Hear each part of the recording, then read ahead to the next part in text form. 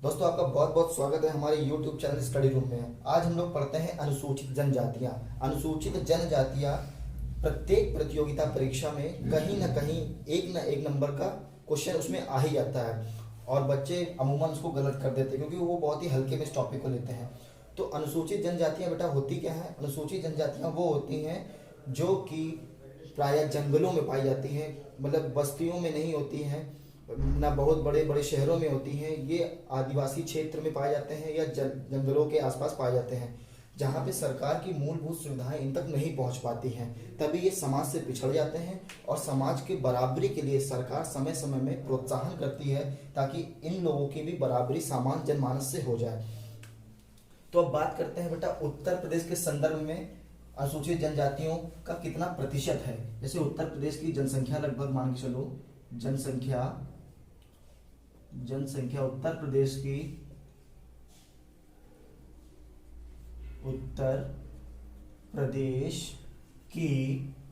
लगभग बेटा जी कितनी है? 20 करोड़ के आसपास है। ठीक है, कितनी है? 20 करोड़। और उसका जो प्रतिशत है उनमें से 0.6% हमारे एसटी लोगों का योगदान है। 0.6% एसटी है जो कि बनाते हैं 11,34,273। ठीक है, तो एसटी की जनसंख्या हमारे उत्तर प्रदेश में कितनी है? 11,34,273 और प्रतिशत में पूछे कितना है तो 0.6%। इतना समझ में आया? अब देखिए, अब हम लोग पढ़ते हैं आगे की सबसे ज्यादा अनुसूचित जनजातियां कौन से राज्य कौन से जिले में पाई जाती हैं। तो उत्तर प्रदेश के संदर्भ में बात कर रहे हैं हम लोग। सबसे ज्यादा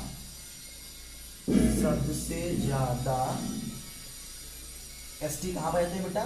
सोनभद्र में पाए जाते हैं। कहां पाए जाते हैं? सोनभद्र में। कहने का तात्पर्य ये हुआ सबसे ज्यादा जो हमारे एसटी लोग हैं वो सोनभद्र में पाए जाते हैं। फिर दूसरे नंबर में आते हैं कहां पे? बलिया में मिलेंगे आपको, बलिया में। और सबसे कम कहां कौन से जिले में मिलेंगे बेटा जी? बागपत में मिलेंगे। कहां मिलेंगे? बागपत में। देखो अब हम इसमें समझते हैं सबसे ज्यादा एसटी कौन से जिले में मिलते हैं उत्तर प्रदेश के, तो सोनभद्र आंसर होगा। क्वेश्चन आएगा दूसरे नंबर में किस जिले में सबसे ज्यादा एसटी पाए जाते हैं, तो आपका उत्तर बलिया रहेगा। और सबसे कम एसटी कहां पाए जाते हैं बेटा जी? तो वो आपके बागपत में पाए जाते हैं। ठीक, अब इसी कड़ी में हम लोग आगे बढ़ते हैं। अब आगे बढ़ेंगे तो इस पे आएगा कि 2003 तक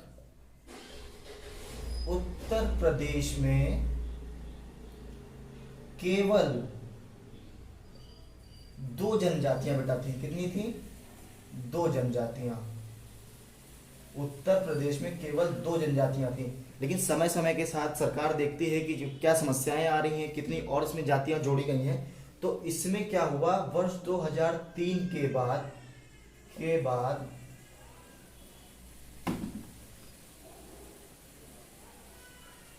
2003 के बाद एसटी की 10 नई जातियां जोड़ी गई। ठीक बेटा जी, 10 नई जातियां जोड़ी गई जो कि अब कितनी मिला देती हैं हम लोग को ये, तो टोटल हो गई 12। ठीक, समझ में आया? तो बेटा जी 2003 के बाद एसटी की कुल कितनी संख्या हो गई है? 12 हो गई है। 2003 के पहले कितनी थी उत्तर प्रदेश में एसटी लोग? तो 2 जातियां केवल विभाजित थी। ठीक है, अब आगे बढ़ते हैं हम लोग। समझ में आया ना? आप लोगों को सब याद हो जाएगा, बशर्ते आपको बस कॉपी और पेन लेके बैठना पड़ेगा और चीजों को समझना पड़ेगा। और ये सब ऐसे फैक्चुअल चीजें हैं जो क्वेश्चन में आ ही जाती हैं और आपको जो है कंफ्यूज कर देती हैं। अब बात करते हैं उत्तर प्रदेश जिले में ऐसे कौन से जिले हैं जहां पे एसटी की संख्या है ही नहीं। उत्तर प्रदेश में जहां एसटी पाए ही नहीं जाते, तो बेटा जी सबसे आसान है इसमें, आप समझिए उत्तर प्रदेश कौन सा जिला होगा? तो पहले आपका है फैजाबाद। कौन सा हो गया? फैजाबाद, जो कि अब अयोध्या के नाम से जाना जाता है। किस नाम जाना जाता है? अयोध्या। क्वेश्चन में आएगा अयोध्या या फैजाबाद, तो आपको एक ऑप्शन टिक करना होगा। फैजाबाद या अयोध्या, जहाँ पे एसटी पाए ही नहीं जाते। दूसरा जिला कौन सा है बेटा जी? जौनपुर। कौन सा है? जौनपुर। वो मिर्जा वाला है पुर है ना, वही मिर्जापुर के बगल में जौनपुर है, वहीं पे। तो उत्तर प्रदेश में जहाँ एसटी बिल्कुल नहीं पाए जाते हैं वो फैजाबाद है और जौनपुर है। अब बात करते हैं कि उत्तर प्रदेश में जो महत्वपूर्ण जनजातियां हैं वो कौन कौन सी हैं। तो बेटा जी कौन कौन सी हैं? पहले आती है थारू। कौन सी है? थारू। और फिर आपकी आती है बुक्सा, फिर आती है खरवार। ठीक बेटा, ये लिख लीजिए, क्वेश्चन इसे बनता है थारू, बुक्सा, खरवार, या फिर इसको बोलते हैं खैरवार। क्या बोलते हैं बेटा? खैरवार। ये उत्तर प्रदेश के संदर्भ में 3 महत्वपूर्ण जनजातियां हैं जो कि प्रत्येक प्रश्न में, प्रतियोगिता परीक्षा में पूछी जाती हैं। ये क्वेश्चन यूपी पीसीएस पूछता है कई बार कि थारू जनजाति कहाँ पाई जाती है, बुक्सा जनजाति कहाँ पाई जाती है, खरवार जनजातियां कहाँ पाई जाती हैं। तो इसके पढ़ने के लिए अब हम लोग क्या करेंगे, एक एक जो है डीप से पढ़ेंगे। डीपली पढ़ेंगे तो समझ में आएगा, पेपर आसानी से हो जाएगा, प्रश्न हल हो जाएगा। नहीं तो ऊपर ऊपर पढ़ लेंगे तो फिर मजा नहीं आएगी। तो बात करते हैं हम लोग थारू जनजाति। ठीक बेटा, थारू जनजाति क्या होती है? थारू जनजाति जो है कहाँ पाई जाती है? तो आपकी थारू जनजाति पाई जाती है तराई क्षेत्र में। कहाँ पाई जाती है? थारू जनजाति तराई क्षेत्र में पाए जाते हैं। अब बेटा तराई क्षेत्र क्या होता है? तराई क्षेत्र में पाए जाते हैं। तराई क्षेत्र वो होते हैं जहाँ पे हल्की हल्की नमी होती है और या फिर वो पहाड़ों के आसपास के क्षेत्र होते हैं। अब ये नेपाल का जो बेल्ट है ये उत्तर प्रदेश है। ठीक बेटा, इधर नेपाल है आपका, इधर के जो जिले होंगे कौन सा हो गया बेटा? लखीमपुर हो गया, लखीमपुर। ठीक, एक हो गया आपका। फिर बगल में आपके कौन सा जिला आ जाता है आपका? फिर बहराइच आ जाएगा। लखीमपुर के बगल में कौन जिला है? बहराइच, यहाँ पाई जाती हैं। फिर बहराइच के बाद ये पाई जाती कहाँ बेटा? श्रावस्ती में पाई जाती हैं। श्रावस्ती, ये सब बेटा नेपाल से जुड़े हुए जिले हैं। चौथा कौन सा है आपका? हो गया सिद्धार्थनगर हो गया, सिद्धार्थनगर में पाए जाते हैं।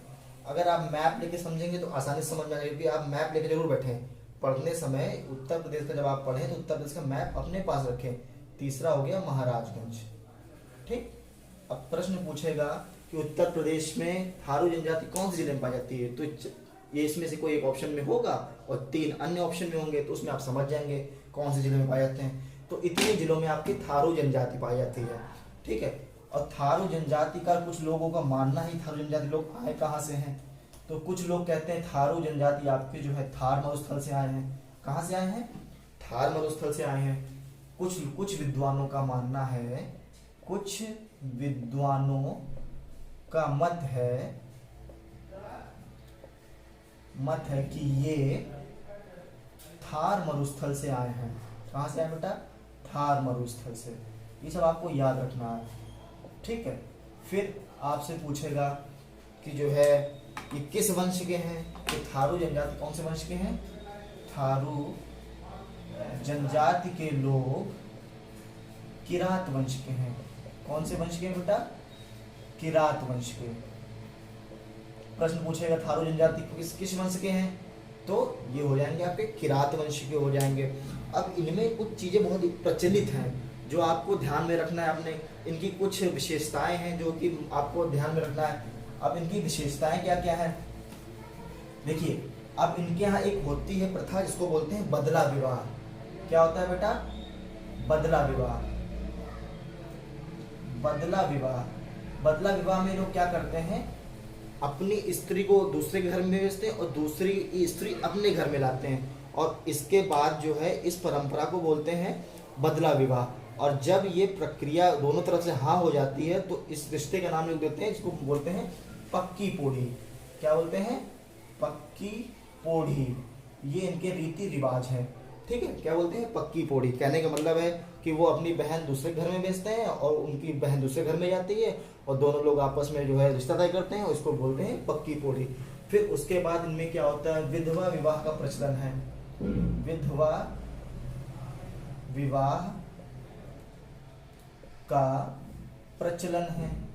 इसमें क्या होता है कि जो विधवाएं होती हैं उनका विवाह करने में कोई दिक्कत नहीं होती, आसानी से इनमें जो है विधवा विवाह हो जाता है। और इस रीति रिवाज को क्या बोलते हैं?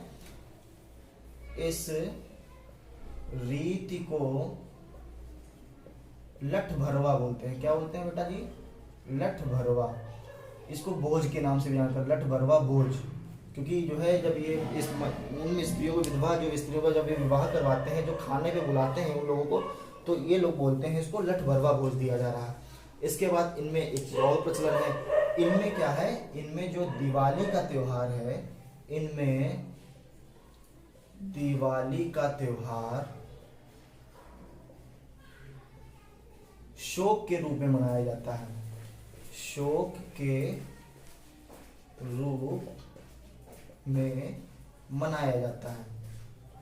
और इस दिन ये लोग बेटा क्या करते हैं, जो इनके यहाँ बूढ़े बुजुर्ग हैं उनको जो है भेंट करते हैं, लोग उपहार प्रदान करते हैं, जिसे रोटी के नाम जाना जाता है। जो उपहार भेंट करते हैं, जैसे आमूमन देखा होगा त्योहार में हम लोग क्या करते हैं, हम लोग त्योहार में अपने घरों में जो है दूसरे घर जाते हैं, सोन पापड़ी ले जाते हैं, उसी की अदला बदली करते हैं। तो इनके यहाँ तो सामान तो दी जाती है, लेकिन त्योहार नहीं मनाया जाता है। सामान ये लोग देते हैं लेकिन त्योहार नहीं मनाते हैं, और उसको जो है लोग रोटी बोलते हैं। अब इनके बारे में बात करते हैं, ये किस भगवान पे मानते हैं? ये लोग हमारे तुम्हारे की तरह ये लोग भगवान शिव को मानते हैं। किसको मानते हैं बेटा? भगवान शिव को मानते हैं।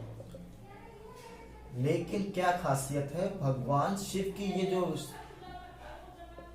भगवान शिव को ये बांस से बनाते हैं। किससे बनाते हैं? बांस से बनाते हैं। बांस एक वो होता है, घास होती है, सबसे बड़ी घास पाई जाती है, समझ लीजिए बांस को सबसे बड़ी घास के नाम से जाना जाता है। तो उससे ये लोग शिवलिंग बनाते हैं भगवान शिव की। और इसके बाद इनका मुख्य व्यवसाय क्या है? अब जानते हो बेटा, इनका जंगल में रहते हैं तो क्या करेंगे? व्यवसाय क्या होगा? क्या है इनका मुख्य व्यवसाय? आप समझ लो क्या? जड़ी बूटी लाना, ठीक, जड़ी बूटी तैयार करना। और इनका मुख्य व्यवसाय क्या होगा बताओ? लकड़ी की ढुलाई करना। जंगल से जुड़े हैं ना ये लोग, लकड़ी ढुलाई। फिर क्या करेंगे? लकड़ी को कटाई भी करेंगे लोग। माफ करना, लड़की लिख दिया हमने। लकड़ी की कटाई, ये उनका मुख्य व्यवसाय है। अब जिनके पास खेती होती है बेटा, तो वो जो है धान की खेती करते हैं। जिनके पास खेती होती है वो धान की खेती करते हैं। जो लोग खेती करते हैं, कौन सी खेती करते हैं? धान की खेती करते हैं। कौन सी खेती करते हैं बेटा? ये लोग धान की खेती करते हैं,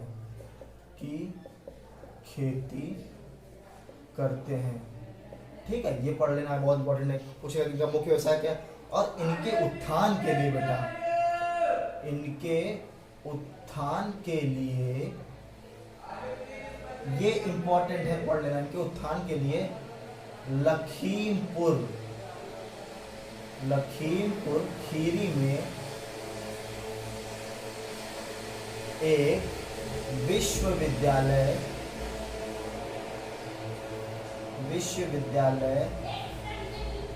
की स्थापना की गई है। किसकी बेटा स्थापना की गई है? विश्वविद्यालय करी गई। कहाँ करी गई है? लखीमपुर खीरी में स्थापना करी गई है। और इसका सबसे इम्पोर्टेंट एक चीज और है, ये लोग जो है कौन सा त्योहार मनाते हैं? हमारे तुम्हारी तरह दिवाली तो मनाते हैं, लेकिन इनका एक लोकल जो त्योहार है जो इनके लिए इनके प्रजाति में फेमस है, जिसे क्या नाम जानते हैं हम लोग? बजहर नामक त्योहार ये लोग ज्येष्ठ अथवा वैशाख के दिनों में मनाते हैं। बेटा आज का टॉपिक यही समाप्त करते हैं। आगे की जो जनजातियां हैं बुक्सा और खैरवार, वो अगले क्लास में आपको समझाई जाएंगी। अगर आपको ये वीडियो अच्छा लगे तो ज़्यादा से ज़्यादा शेयर करें, सब्सक्राइब करें और लाइक करें। धन्यवाद।